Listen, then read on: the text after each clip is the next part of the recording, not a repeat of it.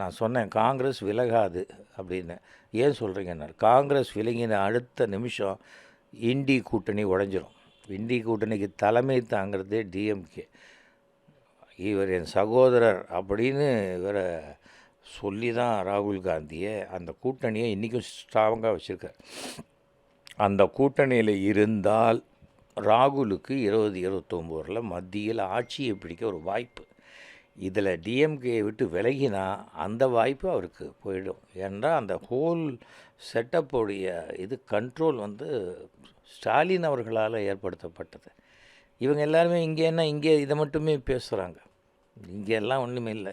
ஏன் இந்த பட்ஜெட்டில் ஒரு அறிவிப்பும் இல்லை?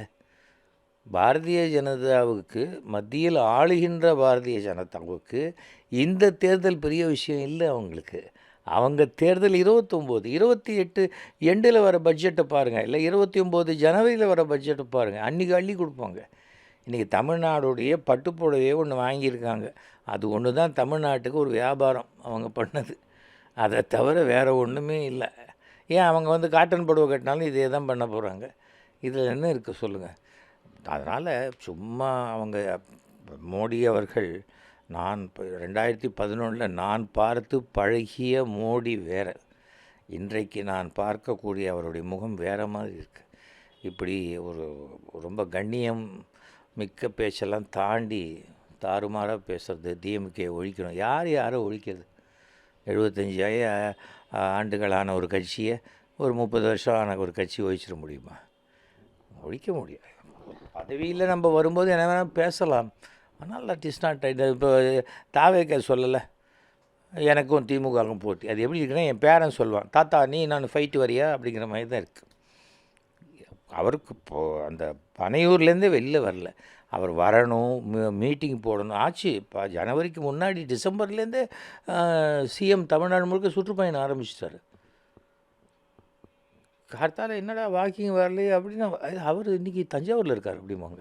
எப்படி நான் அடுத்த நாள் பார்த்தா அங்கே இருக்கார் காரைக்குடி. எத்தனை ஊர் ட்ராவல், எவ்வளோ என்ன அந்த அந்த உள்ளுக்குள்ளே அந்த ஃபயர் இல்லை.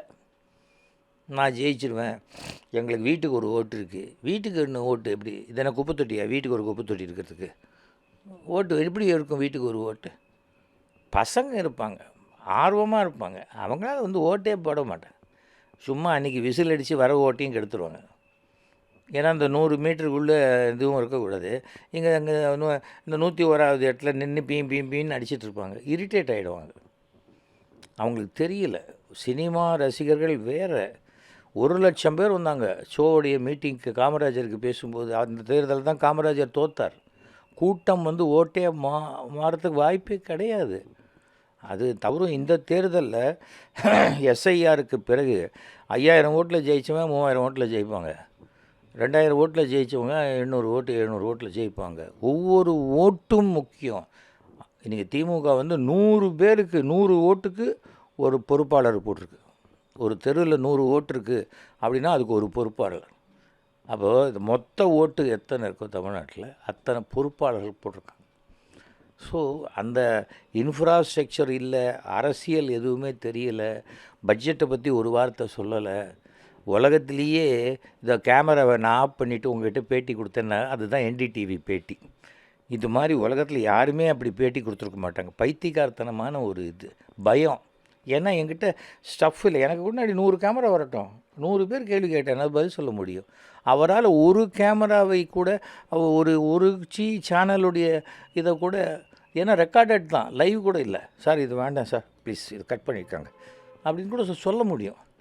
லைவாக இருந்தால் தான் மைக்கை கட்டி வச்சுட்டு ஏந்து போகிறதுக்கு. அப்படி ஒரு கோழைத்தனமான ஒரு பர்சனாக விஜய் இருக்கிறது வந்து எக்ஸ்போஸ் ஆகிடுச்சு.